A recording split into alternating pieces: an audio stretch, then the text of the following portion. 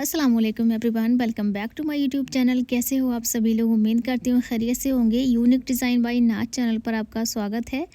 तो आज के इस वीडियो में हम ये जेंट्स कुर्ते की कटिंग एंड स्टिचिंग करना सीखेंगे। ये वीडियो बिगनर्स के लिए होने वाली है, बहुत ज़्यादा यूज़फुल। तो वीडियो को फुल वॉच करना, तभी आपको हर स्टेप अच्छे से समझ में आ पाएगा। तो यहाँ पर मैंने बहुत ज़्यादा अच्छे से कुर्ते को बनाना आपको सिखाया है। तो उसके लिए आपने क्या करना है, चैनल को सब्सक्राइब कर लेना है, और अगर पहले से ही किया हुआ है तो उसके लिए thank you so much. Video को लाइक एंड शेयर ज़रूर से कर दें, चैनल को सब्सक्राइब कर लें। हमें इंस्टाग्राम पर फॉलो नहीं किया है तो कर सकते हो, लिंक आपको डिस्क्रिप्शन बॉक्स में मिल जाएगा। तो चलिए स्टार्ट करते हैं, आज का वीडियो शुरू करते हैं।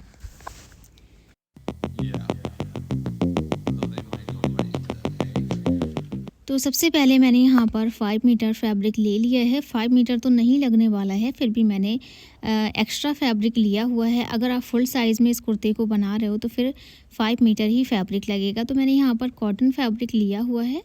अब इसको पूरा ओपन कर लेना है। ओपन करने के बाद इसको हमें सिंगल फोल्ड कर कर रख लेना है। अगर प्रेस नहीं है तो प्रेस कर लेनी है। देखिए इस तरह से सिंगल फोल्ड करें। अब जितनी भी हमें इसमें से लेंथ चाहिए होती है उतनी आपने यहाँ से कट कर लेनी है लेंथ। तो यहाँ पर देखिए मैंने यहाँ पर तकरीबन 40.5 इंच पर लेंथ को हमने कट कर लिया है, क्योंकि हमें ये 39 इंच का चाहिए कुर्ता, जो फोल्डिंग के बाद एकदम बिल्कुल परफेक्ट बैठेगा। इस तरह से ये सिंगल फोल्ड है। अब उसके बाद यहाँ पर आपने सबसे पहले तो लेंथ देख लेनी है, जो मैं रख रही हूँ यहाँ पर 40 इंचज़, और फोल्डिंग के बाद हमारे ये 39 इंचज़ बच जाएगा। उसके बाद यहाँ पर शोल्डर लेना है, तो शोल्डर मैं यहाँ पर रख रही हूँ। शोल्डर पहले आपने अपने नाप लेने हैं। उसके बाद मैं यहाँ पर 7.5 इंच के शोल्डर रख रही हूँ। उसके बाद आर्म होल की लंबाई मैं ले रही हूँ 8 इंच की। तो 8 इंच पर आपने ऐसे निशान लगाकर ऐसे बॉक्स बना देना है। उसके बाद जितनी भी आपकी चेस्ट है उसमें आपने लूजिंग अगर देनी है तो उतनी ही लूजिंग आप इसमें दे दीजिए। तकरीबन मैं 1 इंच की लूजिंग दूंगी इस कुर्ते में। कभी भी हमें फ्यूचर में इसको ढीला या टाइट करना पड़े तो आराम से हो जाए। जैसे कि हमारे 36 चेस्ट है, तो 36 में मैं 1 इंच बढ़ा लूँगी तो यहाँ पर 37 इंच हो जाएगा। अब 37 में मैं इसका हाफ़ कर कर, यानी कि 4th पार्ट कर कर जितना भी निकलता है उतना निशान लगा लेना है। उसके बाद यहाँ पर चाक का निशान लगाना है, तो मैं यहाँ 13 इंच पर लगा रही हूँ। इंची टेप को ऐसे फोल्ड करें, और ये बीचों बीच जो निशान आया है ये हमारी कमर का निशान आएगा। तो कमर में भी आपने सेम तरीका करना है। जितनी भी आपकी कमर है उसमें 1 इंच या 1.5 इंच आप प्लस कर लें, और यहाँ पर जितना भी आता है उतना निशान लगा दीजिएगा। अब हिप पर भी आपने सेम तरीका वही करना है। तो 36 है तो 36 का मैंने 4th पार्ट कर लेना है, उसमें 1 इंच प्लस करना है। उसके बाद इनको हमें इस तरह से शेप देना है, अच्छा सा ढाल बनाते हुए। और अब देखिए यहाँ पर जितना भी है उससे 1 इंच ज़्यादा कर कर हम यहाँ पर ले लेंगे। तो मैंने यहाँ पर 11 इंचेस ले लिया है, वहाँ 10 इंच था। अब उसके बाद इनको हमें इस तरह से मिला देने हैं, क्योंकि कुर्ते में हल्का सा ना कोने होते हैं, तो उस तरह का अपने यहाँ पर ढाल बनाते हुए रखना है। जितना हिप का निशान होता है तो बॉटम पर हम 1 इंच बढ़ाते हुए लेंगे। ये सारे निशान मैंने कंप्लीट कर लिए हैं। उसके बाद देखिए आपने क्या करना है, आर्म होल की तरफ आते हैं। सबसे पहले तो मैं 2.5 इंच इसका यहाँ पर नेक का निशान लगा रही हूँ, और 3 इंच का कॉलर, यानी कि 2.5 इंच का ही आपने कॉलर का निशान लगाना है। 2.5 इंच लंबाई और चौड़ाई दोनों ही 2.5 इंच लेनी है। और इस तरीके की आपने गोलाई दे देनी है हल्की सी, क्योंकि ये कॉलर हम लगाएंगे तो इसलिए मैंने यहाँ पर ये राउंड शेप दिया है। अब यहाँ पर देखिए आपने 1.5 इंच का निशान लगाना है। जो हमें तीरा गिराना है वो हमें 1.5 इंच का गिराना है, और इस तरह से ऐसे तिरछा इंची टेप रखते हुए तिरछी लाइन ड्रॉ कर दें। ये हो गया। अब आपने देखिए क्या करना है, जो हमारे आर्म होल की लेंथ है वहाँ से आपने 1 इंच की दूरी बनाना है इस तरह से, और इस लाइन को हमें तिरछी कर कर ऐसे मिला देनी है। बहुत ज़्यादा आसान तरीका है, अगर आप समझने की कोशिश करोगे तो बहुत अच्छे से आपके समझ में आएगा। अब यहाँ पर हम आर्म होल की गोलाई देंगे, देखिए इस तरह की। उसके बाद यहाँ पर देखिए क्या करना है आपने, ये हमारा फ्रंट पल्ला है, तो अब इस पर हमें कटिंग कर देना है। जैसे जैसे हमने निशान लगाए हैं उसी निशानों पर आपने कटिंग करते जाना है इस तरह से।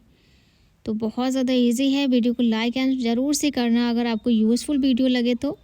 अब ये हमने देखिए कटिंग कर लिया है फ्रंट पल्ला, और अब उसके बाद हम यहाँ पर एक नोटिस लगा देंगे ताकि हमें पता रहे कि यहाँ तक हमारे चाक रहेंगे। उसके बाद सेम तरीके से हमें अपना बैक पल्ला कटिंग करना है, तो सिंगल फ़ोल्ड कर कर मैंने फैब्रिक को फ़ोल्ड कर लिया है उसी तरीके से।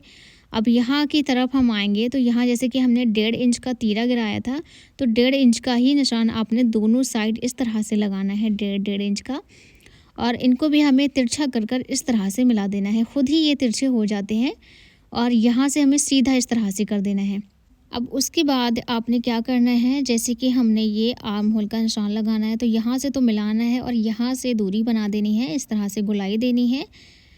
और अब हम यहाँ पर जैसे कि 2.5 इंच की मैंने चौड़ाई ली थी, हाला कट कर रहे हैं हम, तो 2.5 इंच की चौड़ाई ले लें और 1 इंच की यहाँ पर गोलाई दे दें, तो ये हाला बोलते हैं इसे, ये हाला कटिंग हो गया है। अब यहाँ से बिल्कुल सेम तरीके से हम कट करेंगे, ना ही हम एक्स्ट्रा लेंगे और ना ही कम ज़्यादा करेंगे। तो इस तरह से देखिए अपने बैक पार्ट भी कट कर लिया है थोड़ा सा बड़ा करके, और इस कपड़े को सीधा कर दें। ये जो बचा है ये कॉलर में काम आ जाएगा। अब हमें क्या करना है, देखिए इसको साइड से रख दें और जो बाकी का कपड़ा है उसको इस तरह से फ़ोल्ड कर दें लंबाई में। और स्लीव्स के लिए सबसे पहले तो मैं यहाँ पर स्केल से एक लाइन ड्रॉ कर दूँगी ताकि ये मोरी फ़ोल्ड होने में आ जाए इस तरह से। उसके बाद यहाँ से लेंथ आपने ले ली है, तो मैं लेंथ रख रही हूँ 22 इंच की। आपने हाथों से नाप लेना है, जिसका भी साइज़ का आप बना रहे हो उसके हाथों से आपने नाप लेना है कि कितनी लेंथ है स्लीव्स की, उतना ही निशान लगा लें। खुली वाली साइड की तरफ इंची टेप को नीचे की साइड गिराना है और इसे ढाल बना देना है। अब आर्म होल हमारे यहाँ पर आ रहे थे 8 इंच के, तो 8 इंच का ही ऐसे निशान लगा देना है। और जो मोरी है हमारी, मैं यहाँ पर 4.5 इंच या फिर 5 इंच का निशान लगा लूँगी।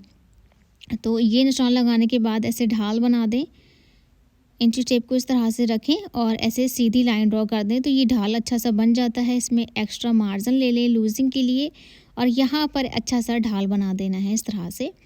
और अब हमारे स्लीव्स कट हो गई है, तो ये हमारी स्लीव्स भी कटिंग हो गई है। अब हमें जो हमारा कपड़ा बचा है इसमें से हम पैंट पैजामा बनाएंगे अपना। तो ये देखिए हमारे स्लीव्स और कुर्ता कट हो गया है। अब इसको सिलने के लिए सबसे पहले तो हम इसका ताबीज़ बनाना शुरू करेंगे। तो मैंने यहाँ पर पेस्टिंग एक पट्टी ली हुई है, तो इसकी लेंथ मैं यहाँ पर रखूँगी 11 इंचेस।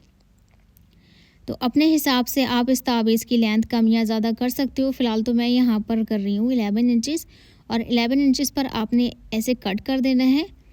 अब उसके बाद क्या करना है, देखिए आपने सीधे हाथ पर, ये आपको ध्यान रखना है, जो लड़कियां हैं उनको इतना ज़्यादा नॉलेज नहीं होती है तो वो ध्यान दें, सीधे वाले हाथ पर राइट हैंड पर हमें ये इस तरह का ताबीज़ का शेप देना है सीधे हाथ पर, ठीक है। और उसके बाद अब हम इसको कपड़े पर आयरन कर लेंगे। तो मैंने एक कपड़ा ले लिया है, इस पट्टी को हम सीधे हाथ पर ही रखते हुए नीचे की साइड जो नोक है वो सीधे हाथ पर आना चाहिए, और मैंने चिपका लिया है। उसके बाद इसको ऐसे कट करेंगे हम यहाँ से, और ये कपड़ा हम अलग कर देंगे और यहाँ से भी कपड़े को मैं अलग कर दूँगी। और उसके बाद इसको ऐसे फ़ोल्ड करें पट्टी को, और पट्टी फ़ोल्ड करने के बाद यहाँ से भी आपने अच्छे से ये शेप देते हुए कपड़े को फ़ोल्ड करना है, प्रेस से इसको चिपका देना है। तो ये ताबीज़ की बड़ी अच्छी नोक बन कर के आ जाती है। प्रेस से आपको इसको सेट करते ही जाना है। उसके बाद यहाँ पर देखिए कट लगा लें ताकि ये इधर से फ़ोल्ड होने में आ जाए इतना हिस्सा। तो अब यहाँ प्रेस से मैं चिपका लूँगी इसको, या फिर आप धागे से पहले इसको सिल लें ताकि ये बाद में ख़राब ना हो जाए। और इसको ऐसे पलटते हुए अच्छे से प्रेस करें, और यहाँ पर तकरीबन बहुत ज़्यादा हल्का कपड़ा आपने छोड़ते हुए बाकी का कपड़ा कट कर देना है। ये देखिए इस तरह से हमने ताबीज़ कट कर लिया है। और यहाँ पर कॉलर हमने 16 इंच की कटिंग कर ली है और इसको चिपका दिया है। एक ही साथ चिपकाना बहुत ज़्यादा सही रहता है, क्योंकि कभी लाइट होती है कभी नहीं होती है।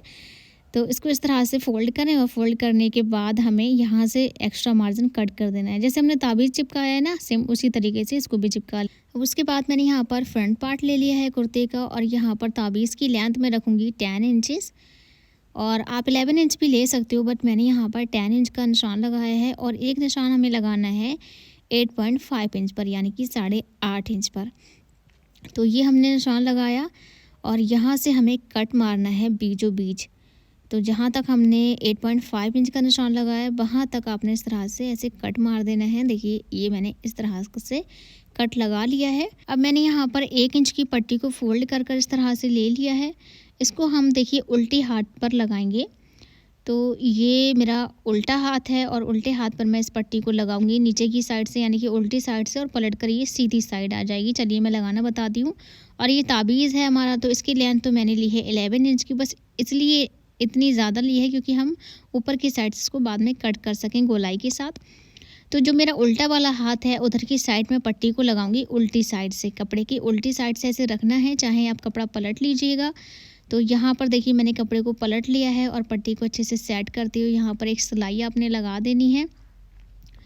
और जब ये सिलाई लगा लें आप, तो यहाँ पर नाखून से आपने ऐसे प्रेस करना है ताकि इसकी तय अच्छे से टूट जाए। और कपड़े को हमें सीधा करना है, उसके बाद इसको ऊपर की साइड पलट कर ऐसे सिलाई लगा देनी है। पहले प्रेस कर लें, उसके बाद यहाँ पर सिलाई लगा लें। तो मैंने यहाँ पर प्रेस कर ली है ताकि अच्छे से ये सेट हो सके, और उसके बाद ही मैं यहाँ पर सिलाई लगा रही हूँ। देखिए, तो इस तरह से हमें यहाँ पर सिलाई लगा लेनी है। अब जो हमारा ताबीज़ वाला हिस्सा बचा है उसको भी हमें बना लेना है।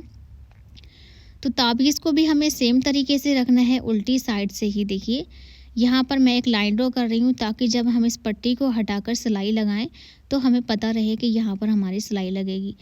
अब इसको भी मैं ऐसे पलट, देखिए यहाँ पर मैंने एक कुटका लगा लिया है ताकि हम यहाँ पर इसको अच्छे से लगा सकें इस तरह से। तो इसको भी ऐसे पलट लें।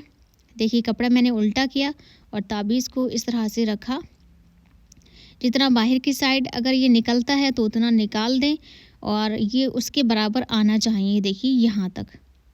तो ये सिलाई लगाने के बाद इसको भी हमें नाखून से अच्छे से प्रेस करना है और इसको पलटते हुए हमें सीधी साइड ले आना है। देखिए ऐसे, तो बड़े आराम से ये सेट हो जाता है। कुछ लोग बहुत ज़्यादा घबराते हैं कि हम ताबीज़ वाला नेक किस तरह से बना सकते हैं, तो बड़ा ही कोई आसान है। सबसे पहले तो मैंने यहाँ पर पिन लगा दी है और उसके बाद ही उसके ऊपर पट्टी के ऊपर चढ़ाते हुए एक पिन लगा दी है ताकि ये अच्छे से सेट हो जाए।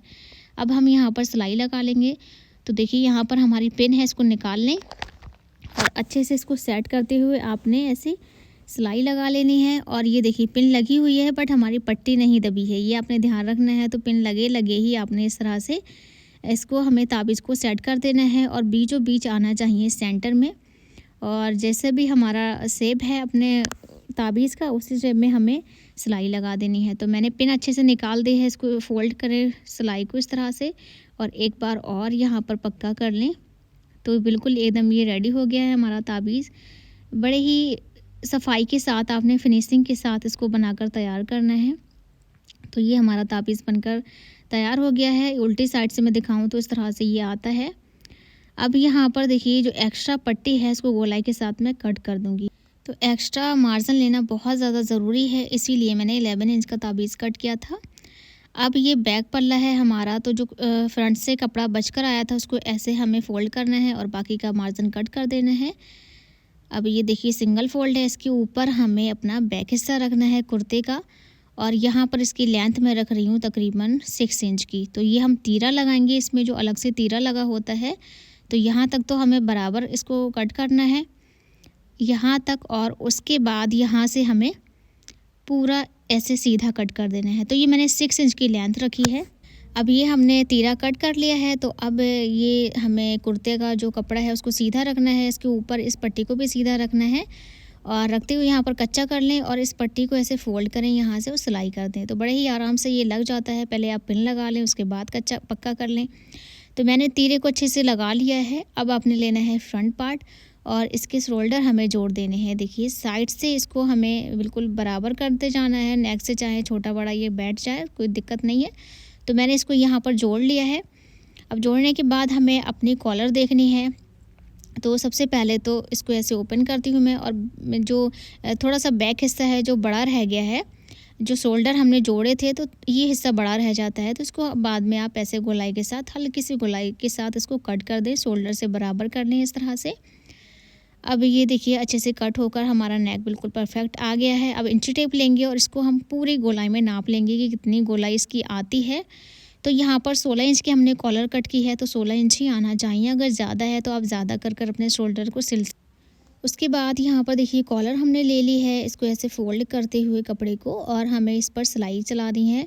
तो सिलाई हम कहाँ तक चलाएंगे, देखिए थोड़ा सा हिस्सा हमें छोड़ देना है, उसके बाद ही हमें सिलाई शुरू करनी है, यानी कि शुरू का हिस्सा हमें छोड़ते हुए और उसके बाद ही सिलाई करें। तो जिस शेप में हमारी कॉलर कटी हुई है उसी शेप में आपने अच्छे से सिलाई कर देनी है। यहाँ पर देखिए पूरी सिलाई को हम कर लेंगे इस तरह से। और इधर की साइड जब हम लास्ट साइड आ जाएंगे उसके बाद हमें इसको फ़ोल्ड करते हुए ऐसे सिलाई लगा लेनी है और थोड़ा सा हिस्सा हमें छोड़ देना है। जैसे हम उधर छोड़ कर आए हैं ना, तो देखिए इतना हिस्सा मैंने ये छोड़ दिया है और यहाँ से आपने धागे को कट कर देना है। उसके बाद ये एक्स्ट्रा मार्जिन गोलाई के साथ कट कर लेना है और इसको हम सीधा करेंगे ऐसे। तो ये देखिए इस तरह से ये सीधा हो जाएगा और सीधा करने के बाद आप प्रेस कर सकते हो। और अब हमने क्या करना है, इसको ऐसे, क्योंकि लाइट तो अभी है नहीं तो मैं इस पर प्रेस कर नहीं पाई, तो अच्छे से इसको सेट करना है। और जैसे हमने जैसे ताबीज़ बनाते समय हमने एक चौक का निशान लगाया था कि हमें यहाँ पर सिलाई लगानी है, उसी तरीके से मैंने इस पर भी एक निशान लगा लिया है, ताकि हम ये कॉलर अटैच करते वक्त हमें पता रहे कि यहाँ पर हमारी सिलाई आएगी। अब यहाँ पर हमें कुर्ता लेना है और इतना हिस्सा छोड़ देना है जितने पर हमारी सिलाई आएगी। देखिए इतना हिस्सा ये छूटा हुआ है, तो इसको ऐसे ही बाहर की साइड निकाल दें। और उसके बाद ये कुर्ते की बैक साइड से हम इसको कॉलर को लगाना शुरू कर रहे हैं, जैसे ताबीज़ लगाया था, और पलट कर ये कॉलर सीधी साइड आ जाएगी। तो मैंने इस तरह से इसको लगा लिया है। और लगाने के बाद अब ये जो एक्स्ट्रा हमने छोड़ा हुआ था कॉलर को इसी तरह से रहने दें और इसको हम बंद करेंगे। ये साइडें जो हमने खुली रखी हैं इसको अब बंद करेंगे। उससे क्या फ़ायदा होता है, अगर आपकी कॉलर छोटी बड़ी है तो आप बिल्कुल इसको ठीक कर सकते हो और इस तरह से फिनिशिंग भी माशाल्लाह काफ़ी ज़्यादा अच्छी आती है। बाद में अगर आप इस तरह से ये गोलाई के साथ बंद करते हो तो ये बड़ी अच्छी बात है। इसको बहुत अच्छे से हम फिनिशिंग के साथ अपनी कॉलर बना सकते हैं। देखिए मैंने इसको सीधा कर लिया और जो भी धागे वगैरह हैं उसको अब काट दें और ये पलटकर सीधी साइड कॉलर आ गई है। दूसरी साइड से भी हमने इसको सिल लिया है, तो उधर से भी ऐसे पलटकर ये सीधी साइड आ जाएगी और यहाँ पर एक आपने स्टिच कर देनी है इस तरह से। तो बड़ी ही फिनिशिंग के साथ आपकी कॉलर बनकर तैयार हो जाती है। अगर आप इस तरीके का पेस्टिंग पेपर यूज़ करते हो कॉलर में और अपने ताबीज़ में तो बड़ी फिनिशिंग आती है, तो आप इसी का यूज़ किया करें। प्रेस की भी आपको ज़रूरत नहीं पड़ती है और काफ़ी ज़्यादा फिनिशिंग के साथ ये कॉलर बन गई है। अब आपने इसके चाक फ़ोल्ड करने हैं। वैसे तो पहले से ही फ़ोल्ड करने होते हैं क्योंकि बाद में धागे वगैरह निकल जाते हैं, तो आपने पहले से ही इसको फ़ोल्ड कर कर रखना होता है। तो पहले मैं बारीक सा सिंगल फ़ोल्ड करूँगी इसको। ये हम चाक फ़ोल्ड कर रहे हैं अभी, जहाँ पर मैंने एक नोटिस लगाया था चाक का, तो वहीं से हम इसको फ़ोल्ड करेंगे। तो पहले तो आपने चारों साइड इसको पूरा अच्छे से, यानी कि 3 साइडें होती हैं, तो उनको पहले हमें सिंगल फ़ोल्ड कर देना है, उसके बाद डबल फ़ोल्ड करना है। इस तरह से हमें कॉर्नर अच्छे से बनाने हैं।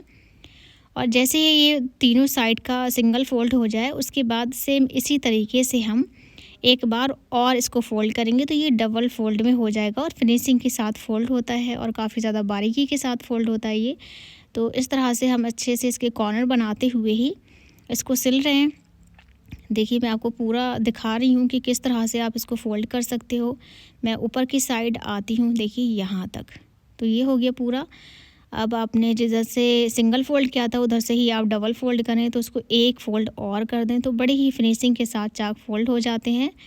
तो मैंने यहाँ पर देखिए चाक फ़ोल्ड कर लिए हैं, पहले से ही ये हमें करना होता है चाक फ़ोल्ड। उसके बाद यहाँ पर हम लगाएंगे फ़िटिंग। तो देखिए जो शोल्डर हम बड़े कट करते हैं वो इस तरह से आगे की साइड आ जाते हैं, तो आप उसके लिए परेशान ना हो। आप अच्छे से चाक मिलाइएगा, बॉटम से बॉटम मिलाएंगे तो ये शोल्डर खुद ही अपनी जगह बैठ जाएंगे। तो अब जितनी भी आपकी फ़िटिंग है उतना निशान लगा लें। 18 है तो 18 का यहाँ पर मार्क कर लें। और मैंने जो लूजिंग दी थी वो कपड़ा देखिए इतना बच जाता है, कभी भी आपने फ्यूज़न में इसको ढीला करना हो तो कर सकते हो। तो इस तरह से हम लूजिंग देते हैं। अब बाद में आप अपनी फ़िटिंग यहाँ पर लगा सकते हो। तो ये फ़िटिंग लगाने के बाद इसको इस तरह से ऐसे लाएंगे और चाक तक इसको बंद कर लेंगे। दूसरी साइड से भी आपने इसी तरीके का अच्छा सा ढाल बनाना है। ढाल इतना ज़्यादा नहीं बनाना है जितना हम कुर्ती में देते हैं, थोड़ा सा हमें ढाल बनाते हुए हल्का फुल्का और सिलाई कर देनी है। और उसके बाद जो हमारी स्लीव्स हैं वो स्लीव्स देखिए हमें नॉर्मल तरीके से अटैच कर लेनी है, चाहे आप पहले से ही अटैच कर ली या बाद में। तो मैंने यहाँ पर स्लीव्स अच्छे से अटैच कर ली है और फिटिंग भी लग चुकी है। तो ये है हमारा फाइनल लुक। अब मैं आपको यहाँ पर दिखा दूँ जो हमारे चाक हैं वो किस तरह से बंद होकर आते हैं। तो काफ़ी ज़्यादा फिनिशिंग के साथ ये चाक बंद हो जाते हैं, देखिए सिलाई के बाद। और उसके बाद ये ताबीज़ पर हमने बटन अटैच कर लिए हैं और काज वगैरह बना लिए हैं। तो ये था हमारा फाइनल लुक। इसका जो पैंट प्लाज़ो है उसका वीडियो मैंने पहले से ही बनाया हुआ है, तो आप लोग देख सकते हो। इसका तो नहीं बनाया है बट मैंने पहले भी बताया हुआ है कि आप किस तरीके से पैंट पैजामा कट कर सकते हो। अब आज के लिए इतना ही, मैं मिलती हूँ आपसे नेक्स्ट वीडियो में, तब तक के लिए अस्सलाम वालेकुम, टेक केयर।